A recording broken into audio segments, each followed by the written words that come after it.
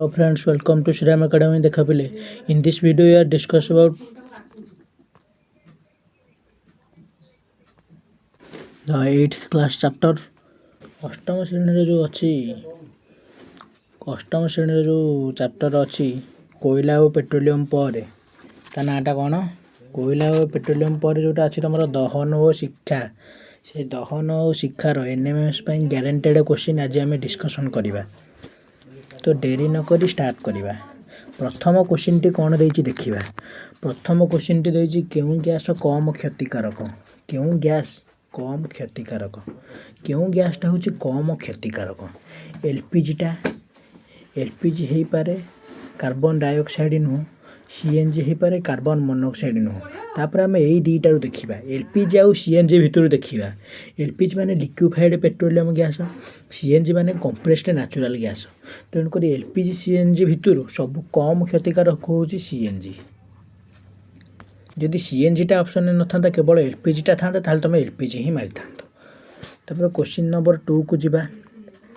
Question number 2, କେଉଁଟି କୋଠାବାଡ଼ି ଫସଲ ଓ ମୃତ୍ତିକା ପାଇଁ ବିପଦ ସୃଷ୍ଟି କରେ?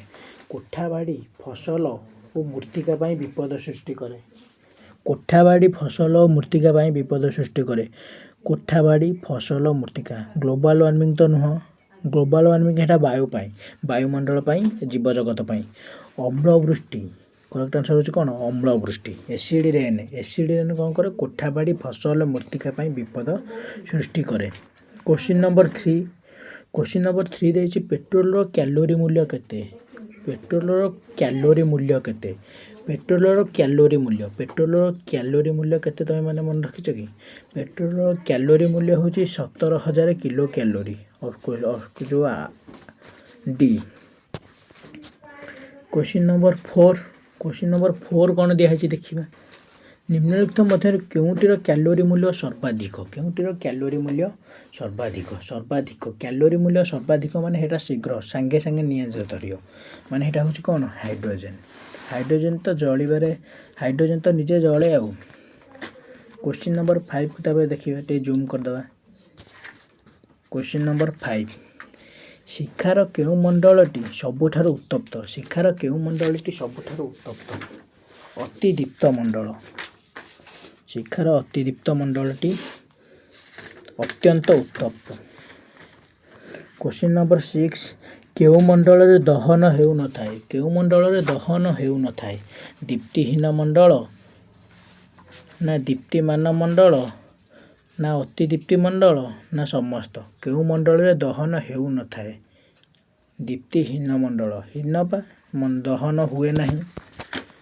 କ୍ୱେଶ୍ଚିନ୍ ନମ୍ବର 7, କାହାର କ୍ୟାଲୋରୀ ମୂଲ୍ୟ ସବୁଠାରୁ କମ୍? କାହାର କ୍ୟାଲୋରୀ ମୂଲ୍ୟ ସବୁଠାରୁ କମ୍? କାଠ, ନା ଶୁଖିଲା ଗୋବର, ନା ପେଟ୍ରୋଲ, ନା କୋଇଲା? ଶୁଖିଲା ଗୋବର କ୍ୟାଲୋରୀ ମୂଲ୍ୟ ସବୁଠାରୁ କମ୍, ମାନେ ପୁରା କମ୍ ଜାଳ ଦେବ। କ୍ୱେଶ୍ଚିନ୍ ନମ୍ବର 8କୁ ବର୍ତ୍ତମାନ ଦେଖିବା। କ୍ୱେଶ୍ଚିନ୍ ନମ୍ବର 8କୁ ବର୍ତ୍ତମାନ ଦେଖିବା। ନିମ୍ନଲିଖିତ ମଧ୍ୟରୁ କେଉଁଟି ଦାହ୍ୟ ପଦାର୍ଥ ନୁହେଁ? ଦାହ୍ୟ ପଦାର୍ଥ କେଉଁଟା ନୁହେଁ? ଦାହ୍ୟ ପଦାର୍ଥ ମାନେ କ'ଣ? ଯେଉଁଟା ଜଳିବନି କେବେ। ନଡ଼ା ତ ଜଳିବ, କାଗଜ ଜଳିବ, କପର ଯେଉଁ ତମ୍ବା ସେଇଟା ଜଳିବନି। ମ୍ୟାଗ୍ନେସିୟମ୍ ଫିତା ତ ଜଳିବ, ମ୍ୟାଗ୍ନେସିୟମ୍ ଅକ୍ସାଇଡ଼ ଦେବ MgO। ତେଣୁକରି ନିମ୍ନଲିଖିତ ମଧ୍ୟରୁ କେଉଁଟି ଦାହ୍ୟ ପଦାର୍ଥ ନୁହଁ? କପର ଦାହ୍ୟ ପଦାର୍ଥ ନୁହଁ। କ୍ୱେଶ୍ଚିନ୍ ନମ୍ବର 9, ନିମ୍ନଲିଖିତ ମଧ୍ୟରୁ କେଉଁଟି ସ୍ୱତଃ ଦହନ ନୁହଁ? ସ୍ୱତଃ ଦହନ କେଉଁଟା ନୁହଁ?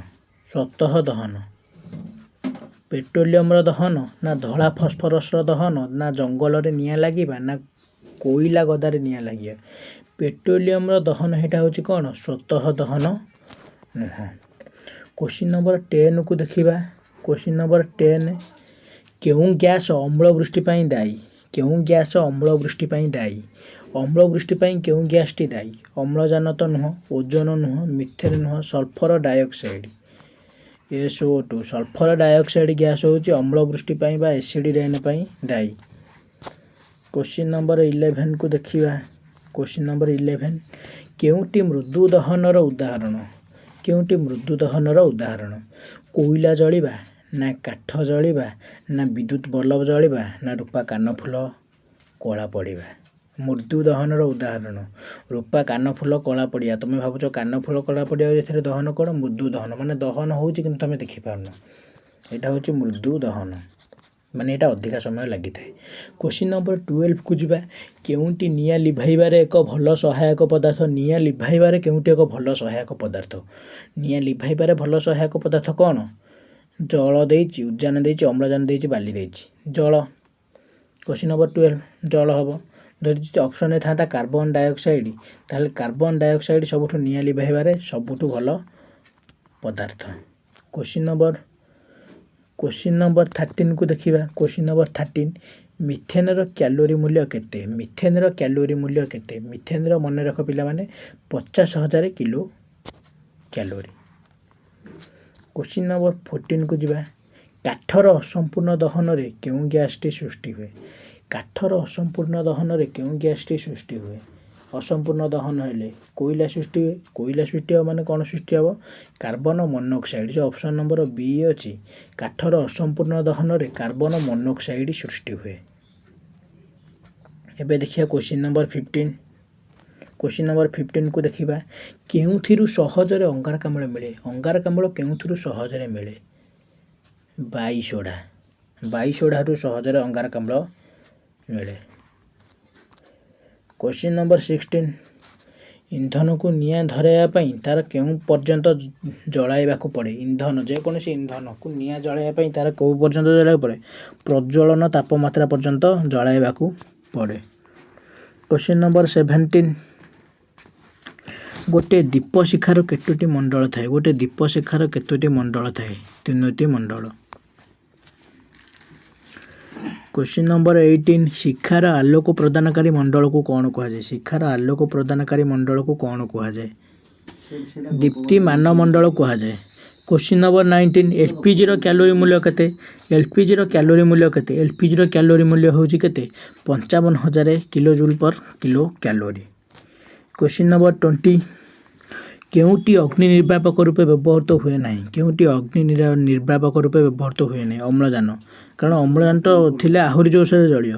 ତେଣୁକରି ବାଲି ବ୍ୟବହୃତ ହୁଏ, ଜଳ ବ୍ୟବହୃତ ହୁଏ, ଅଙ୍ଗାରକାମ୍ଳ ହୁଏ, କିନ୍ତୁ ଅମ୍ଳଜାନ ହୁଏ ନାହିଁ। ତେଣୁକରି option number D is correct answer.